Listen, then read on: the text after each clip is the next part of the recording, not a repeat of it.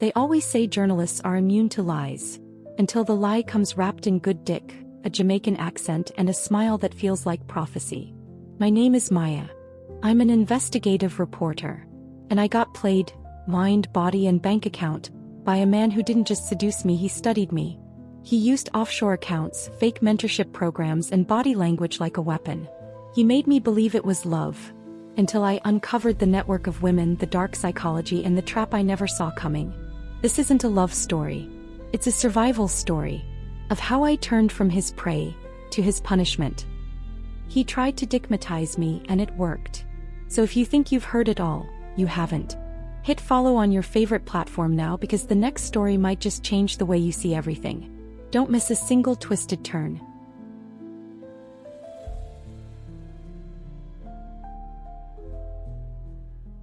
I met Winston the day I was supposed to be working. It was a humid Brooklyn Saturday, the kind that made your thighs stick together in jeans and your thoughts melt into mango pulp. I was supposed to be covering a feature on Caribbean immigrant-owned businesses for the paper. A safe, soft assignment, low risk, low stakes. But what I didn't know was that the man I was about to interview wasn't just hustling tourist rides. He was selling fantasy. And I bought it like a damn fool. He walked in late, of course. Said he was across Flatbush, a deal with a gill from D Bronx who need to pay up. That accent, it did things to me. The deep Kingston lilt wrapped in a laugh that could disarm a border patrol dog. His dreads were tied back loose, beads at the end brushing his collarbone. His gold chain caught the light like it was meant to blind me, and maybe it did. Winston was everything I knew I should avoid. Smooth talker, suspiciously charming, dressed like he sold cologne out the trunk of his car and slept in linen. And yet I couldn't stop staring. He looked at me like he knew I was already halfway wet. You a real journalist? Or just plain dress up for the camera? He asked, eyes sliding down my blouse like it owed him something. I should have snapped back. Should have flexed my degree. That I laughed. Like an idiot. No, I said, I'm very real. And I have questions. Me got answers, baby, he smiled. But you not ready for them. And just like that the game began. We did the interview at a juice bar he co-owned, technically, he said, smirking. His name was nowhere on the lease and every receipt said Marlon D. Instead. He leaned back while I took notes, sipping from a steel straw like he wasn't feeding me carefully curated tales. I asked about his move from Jamaica. He made it sound like a rags to riches story, came to Flatbush with one suitcase and a duffel bag full of skill. Claimed he taught ski techniques to rich white people in Vermont by winter and gave celestial insights at a Rasta healing shop by summer. Said he used to be a tour guide in Negril, but now he was building an offshore art exploration platform for Black entrepreneurs. Sounded like bullshit. But damn, it was sexy bullshit. He spoke like he read Robert Greene backwards and forward. Slid between business talk, social manipulation, and whispered patois like a magician. He even quoted market psychology like he knew what the hell it meant. And I, the woman who studied behavioral psychology at Columbia, still fell for it. By the end of the interview my mind was racing. But not about the story. I was thinking about what his hands might do if they weren't holding a steel straw. I was thinking about the way his voice dipped low when he leaned in to say my name. I was thinking with everything except the brain I was trained to use. And then just before I left he did it. He slid his phone across the table. No pressure, he said, but me want see you again. And not as no journalist. I took the phone. I typed my number. And I pressed send. Later that night I stared at my ceiling in the dark. My body was humming like it knew something I didn't. My head said he's a con artist. You've covered this before. Offshore accounts, fake equity plays, influence scams. Girl, you wrote a whole piece called Dark Forces in the Age of Trust. But my thighs said let him come. And he did. The next night. The next several nights. Winston wasn't just good in bed. He was strategic. Surgical. Like he studied my body as a blueprint for control. Like he was engineering me for addiction. Every thrust, every whisper, every pause. It was calculated like he understood body intelligence and social psychology in ways textbooks hadn't even touched. He made me forget I had deadlines. He made me forget myself. I should have seen it coming. The late-night disappearances. The burner phones. The stack of business cards with 10 different job titles. The USB stick labeled PS1 I found under his bed next to a pink thong that wasn't mine. But I didn't care. because by then I was already dickmatized. And Winston was just getting started. I didn't expect to fall so fast. But that's the thing about seduction. It doesn't show up with warnings or disclaimers. It arrives soft, wet, and whispered. Like Winston. The first night he came over, he brought nothing but a black gym bag and that look. The one that said, "I'm gonna ruin you but you'll thank me." He didn't kiss me at the door. He kissed the side of my neck slowly. Like he was reading me, calibrating my breath, my pause, the way my hands twitched near my thighs. Then he walked past me like he owned the place. My apartment had never felt so small. Or so hot. Winston made sex feel like prophecy. He didn't just touch me, he studied me. Every moan got catalogued. Every twitch got mapped. He said things like, "Me love how your mind and your body disagree, baby," while looking straight into my soul. It wasn't just sex. It was manipulative design, engineered to bypass my logic and override my principles. He bit my shoulder and whispered, "You gon' think 'bout me when you're writing your stories?" I wasn't writing shit. My laptop stayed closed for days. We'd sleep, fuck, sleep again. Wake up tangled. Then he'd cook, shirtless, making ackee and saltfish like he was born to be half naked and covered in coconut oil. His phone stayed face down though. And when it buzzed too much, he'd step outside for a minute. But I ignored that. I ignored the way he never answered simple questions directly. I ignored the tags cut off his clothes. I even ignored the fact that he couldn't explain what exactly art exploration consulting meant. Because every time I questioned him, he answered by devouring me, slowly until I could barely remember what I asked. I told myself it was chemistry. That I was just a woman in her prime enjoying a man who knew what the hell he was doing. But in the silence, when the sheets stopped moving, my mind began racing. Why did his business trips always happen around the first of the month? Why did he never let me post him? Why did I find a second phone tucked into his sock drawer, filled with screenshots of bank wires, DMs from random women, and a voice memo titled "Mitigation Techniques, Voice Training Number 3? I started listening to it. It was him, practicing tone shifts. Literally rehearsing emotional cadences. Lower the voice when they cry. Pause before you ask them for help. Praise their intuition to override logic. I nearly dropped the phone. That night he called me twice. I didn't answer. So he came over. And when he touched me, I still let him in. That's the worst part. The dick was that good. Afterward, I lay there, breathless, raw, legs still twitching, and asked, "Are you playing me?" He didn't flinch. Just kissed my knee and said, "Me wouldn't waste me skill on you if you weren't worth it." And I smiled. Like a fucking idiot. Because I wasn't just sleeping with Winston anymore. I was surrendering to a con artist who used dark psychology like foreplay and turned my own body intelligence into a weapon against me. And the worst part? I was beginning to like it. You ever lie to yourself so hard your conscience goes quiet? That was me. By the third week, Winston was in my bed more than my sheets were. He still didn't have a place of his own. Claimed he was in between spots. Said his offshore accounts were tied up due to a currency block. I didn't even know what the hell that meant, and I cover financial fraud for a living. But again I let it slide. Because he fucked me like the truth didn't matter. The first red flag came wrapped in lace. A burgundy bra, not mine, left in my laundry bin. When I asked him about it, he laughed like I was the crazy one. "Ya sure dat not yours?" he said, already halfway inside me again. And I let it go. Because my brain was scrambled, my body buzzing, and my standards buried under orgasm fatigue. That was the first game. Distraction as denial. The second red flag came in the form of a woman, calling my phone. She sounded calm. Too calm. "Is this the number Winston stays at?" I froze. "Who's this?" "I'm his wife." I didn't answer. Just hung up and sat in silence, watching Winston cook barefoot in my kitchen like nothing happened. He was humming Beres Hammond, stirring curry chicken, looking like a black god sent to destroy me with plantains and pelvic power. That night I didn't ask him a damn thing. That's when I knew I was compromised. I started losing time. Missing deadlines. Ignoring voicemails from my editor. Turning down assignments because I wasn't feeling well. Winston had me twisted. I started second-guessing my own instincts, like my gut was malfunctioning. And the irony? I'd written entire series on social engineering, con artists, dark psychology, even a podcast on audio manipulation and the power of tone and cadence in persuasion techniques.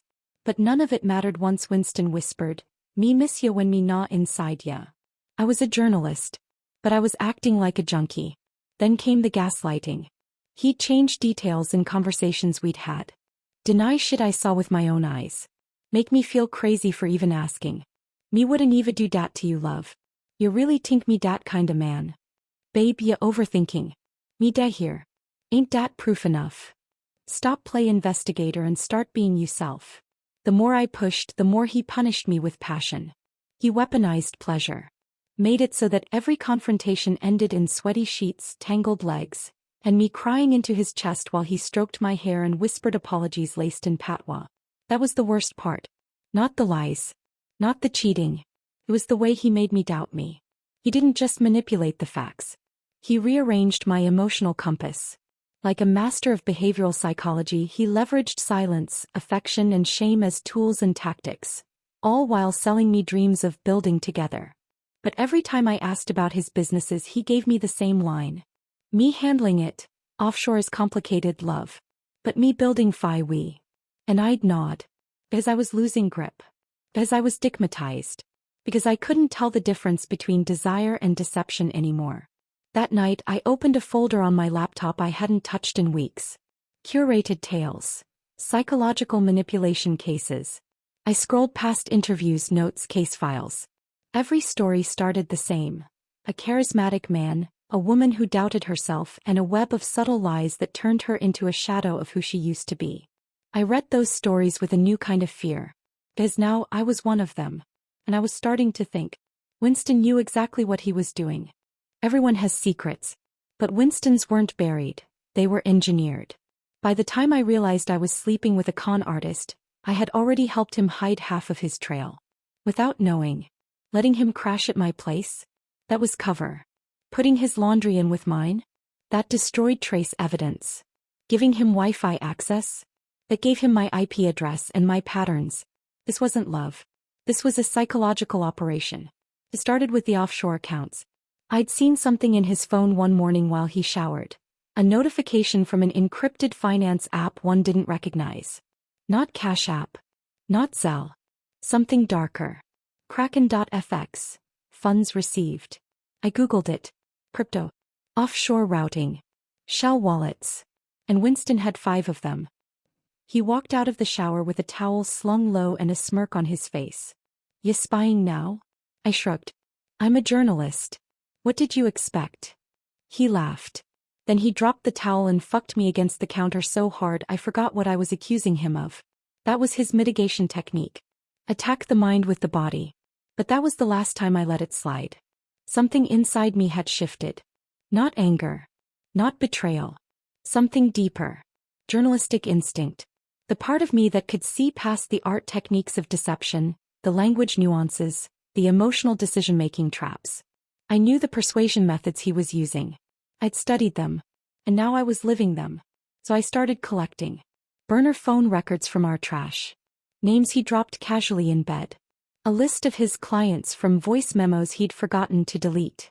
One of them was a woman I knew, an attorney who'd once helped take down a real estate scam in Queens. I reached out. He ghosted me. 2 days later I got a text from a random number. "He's dangerous. If you're in, stay in. If you're out, disappear. For your safety." My blood turned to ice. I set up a private folder on my work server. Password protected, eyes only. Labeled it, Shadowed Truth/Winston Investigation. Inside. Photos of him handing off envelopes at odd hours. A full transcript of a conversation I recorded while pretending to sleep. And a name I couldn't stop staring at, Backroads Bill. That name came up in a call he took at 2 a.m. He said, "Tell Backroads Bill it's done." The girl's locked in. Girl. Locked in. Was that me? The deeper I dug, the darker it got. He wasn't just a hustler. He was part of a network. Scams tied to art laundering, fake wellness retreats, offshore crypto schemes, and a social engineering cult called Celestial Insights. It was like a web of ring intelligence, built around psychological warfare, with Winston acting as one of the influence engineers.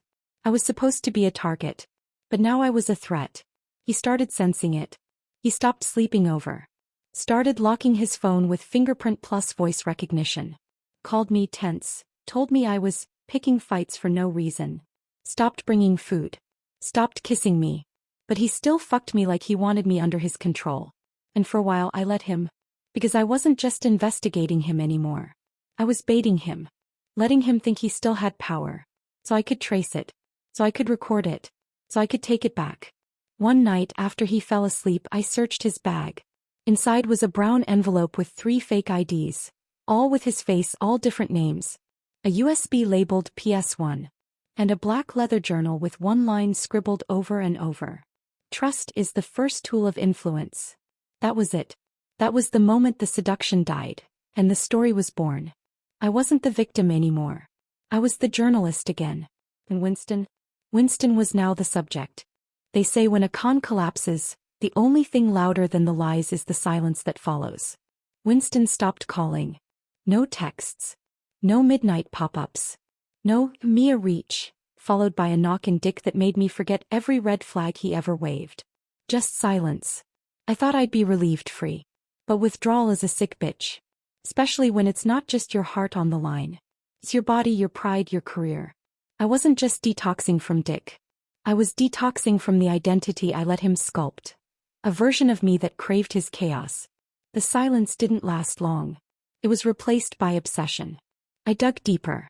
I started pulling financial records through encrypted channels, tapping journalist contacts in Miami, Kingston, Toronto. Turns out Winston had women across multiple countries. Some wired him money under fake business mentorship programs. Others thought they were engaged. He was building an empire of manipulation. One orgasm, one wire transfer at a time. But I was different. I wasn't trying to expose him for a headline. I was trying to get my damn self back. Still, my body betrayed me. I dreamed about him. I'd wake up with sweat between my thighs, angry and aching. I hated him. I wanted him. I hated that I wanted him. That's when I stopped showing up to work. I ignored 3 meeting requests. My editor left a voicemail that said, "Are you okay? Or is this another one of your research phases?" I wanted to tell her. I wanted to say, "I'm living inside the damn story." But I didn't. Because saying it out loud meant admitting I let a criminal with nice teeth and Caribbean slang reduce me to a cliché. The journalist who got too close to her subject and fell apart. I started crying during random things. Watching a street vendor flip plantains. Seeing an old couple hold hands on the 2 train. Hearing Garnet Silk on the radio. It wasn't grief. It was humiliation. This wasn't just heartbreak. It was identity collapse. I stopped eating. I stopped sleeping.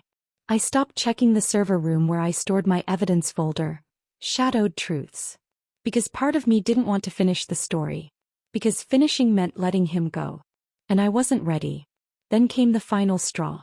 I got a DM from a woman named Claire. White. Blonde. From Connecticut. "Hi. Sorry to message you like this. But I found your number saved in Winston's phone. I think we're both being played." He sent me a photo. Him. Shirtless. In her bed. Same chain. Same smile. Different script. He told her he was a music consultant. That he was investing in reggae restoration. That he'd been emotionally damaged by an aggressive black woman who tried to ruin his name in Brooklyn. That aggressive woman? Me. I broke. Not just because he was still out there. Not just because he lied. But because I realized I had let him rewrite me in other people's mouths. He'd turned me from lover to cautionary tale. And the worst part? I hadn't stopped loving him. That night I screamed into a pillow until my throat burned. I threw every notebook across the room. I poured red wine on his journal and watched the words, "Trust is the first tool of influence," bleed into the paper. Then I slept. Not deeply. But I slept. And when I woke up, I opened the Shadowed Truths folder. And I started writing. Because he thought he broke me. But what he really did was give me a reason to burn everything down. When journalists get heartbroken, we don't cry. We document.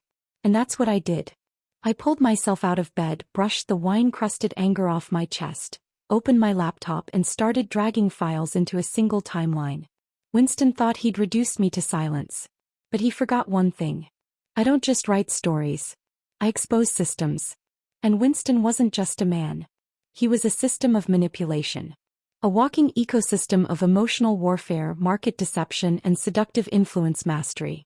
and I was about to bring it all down. I began by organizing the footage.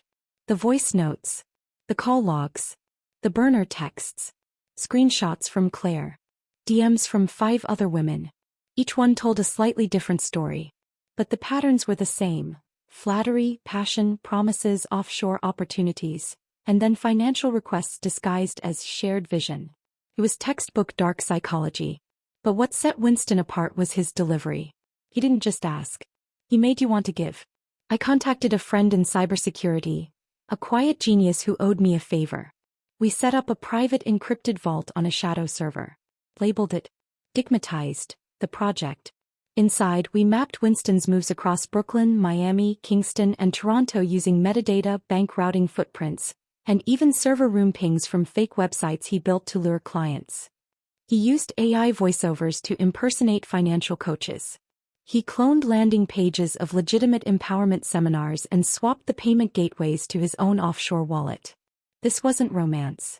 This was engineering crime as intimacy. I started seeing the full picture. Winston wasn't just charming, he was trained. Every pause, every breath, every stroke, every climax. It was part of his persuasion method arsenal. He leveraged cognitive psychology to dismantle resistance. He used NLP techniques to implant trust.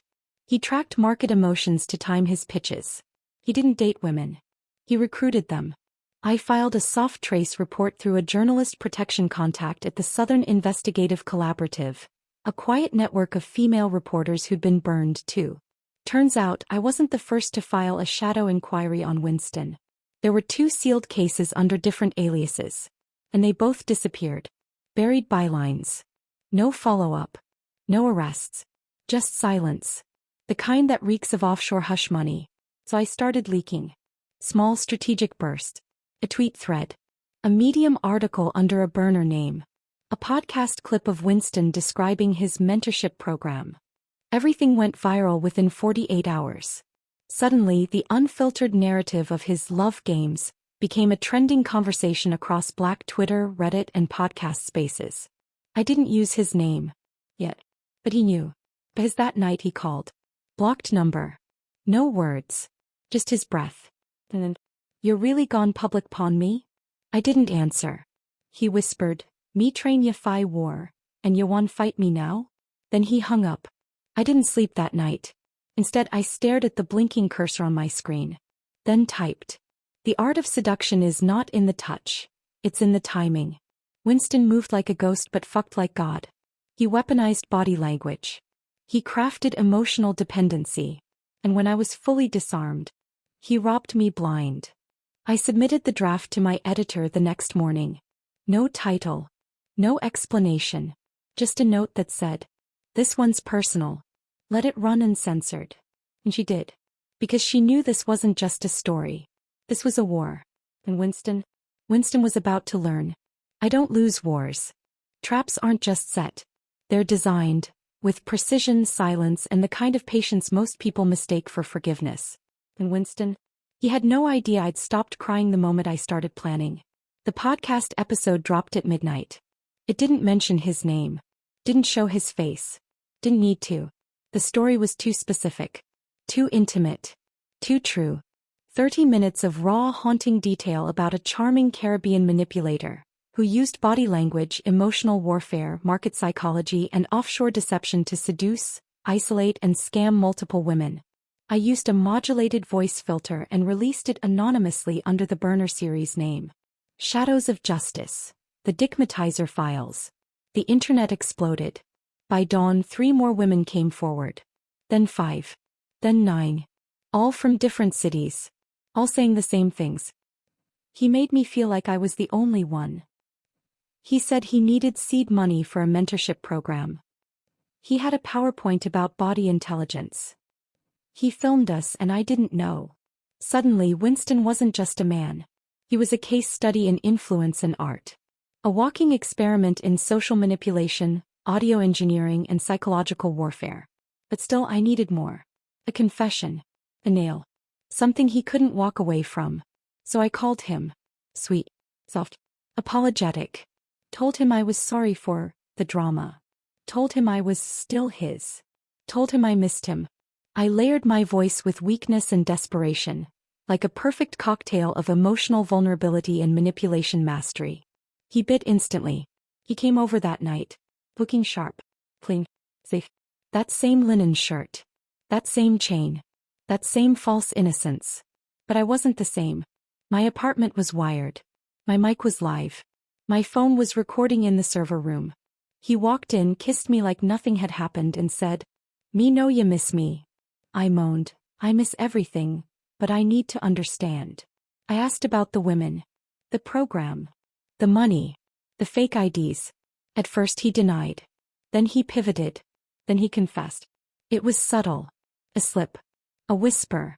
Everybody hustle in dem own way, me love. Some sell dreams, me sell connection. That was it. One line. But layered in intent. Legally enough. Emotionally, more than enough. I let him sleep beside me. Let him hold me one last time. Then I got up while he slept and uploaded the file. Within hours the clip hit 500,000 plays. The audio was haunting. His voice low, rhythmic, soft with seduction, but lined with coldness. It na manipulation if dem happy while me do it. The public tore him apart. By sundown, influencers were posting side-by-sides. Journalists dug up old fraud claims. A crypto scam alert site posted one of his shell company names, traced directly to an offshore account registered under a dead cousin's name in Montego Bay. And then the final blow came. His visa flagged. Someone, maybe me, maybe one of the other women, had submitted all the evidence to Homeland Security. He called me in a panic. "Me know you set me up." I stayed silent. "You mash up me life, you hear me?" Still silent. "Me shoulda never let you get so close." That made me smile. Because that was the truth he never wanted to say. I got close. Closer than any of them. Close enough to love him. Close enough to end him. When I hung up I didn't cry. I didn't shake. I didn't miss him. I just whispered into the quiet. Never underestimate the woman you thought was dickmatized. He came back. Not on fire. Not with rage. But like a man whose empire had crumbled between his fingers. Ashes on his breath, failure in his eyes. A fake Rolex that didn't even tick anymore. 3 weeks after the podcast dropped and the confessions went viral, Winston showed up at my door. No chain. No cologne. No script. Just a hoodie, bloodshot eyes, and that damn accent I used to fall into like a spell. I didn't flinch when I saw him. Didn't gasp. Didn't brace.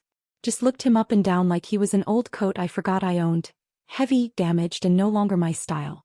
"Me know me mash up your heart," he said. "No," I said. "You almost did." But I caught the pieces before they hit the floor.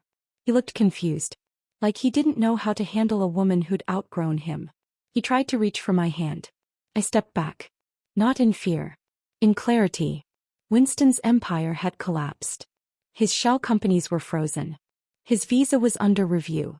Every woman he scammed was now part of a growing documentary team working on the influence blueprint. Sex, scams, and psychological warfare. Me. I was executive producing. He stood there for a long time. Silent. Soaked in his own guilt. And maybe finally the truth. "I never meant fi hurt ya," he said, almost whispering. "But you did," I replied. "And the part that hurts most?" I leaned in. Close enough for him to remember what he lost. "You could have had me. All of me. If you were real." Then I kissed his forehead. Soft. Final. And closed the door. Inside, I sat in the same chair where I'd cried for him. Screamed for him. Burned for him. And I felt nothing. No ache. No thirst. No rage. Just freedom. Because the truth is he never really had me. Not fully. Winston seduced the lonely in me. But he couldn't touch the journalist. The woman. The warrior. He manipulated my skin. But he underestimated my mind. So I poured myself a drink. Logged into my podcast dashboard. Watched the numbers climb into the millions. Then I pressed record. And said, "This story isn't just about sex. It's about control. About power. About how some men think their dick is a key to the world. When really, it's just a weapon they sharpen on broken women." I paused. Then smiled. Not this woman.